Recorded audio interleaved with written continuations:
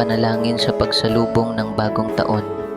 Panginoon naming nasa langit, humihingi po ako ng kapatawaran sa lahat ng aking mga kasalanan at sa pagsuway sa inyong kalooban.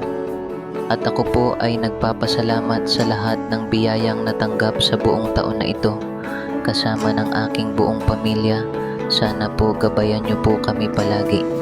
At ako po ay nanalangin sa inyo na sana sa taong 2026 ay bigyan niyo po ng bagong pag-asa, lalong-lalo yung mga nasa gobyerno, na makita na nila ang liwanag ng inyong kabutihan sa lahat ng sangkatauhan na inyong niligtas sa kasalanan sa pamamagitan ng inyong bugtong na anak na nagkatawang tao para sa aming mga kasalanan at inalay ang kanyang dugo at laman para sa aming lahat.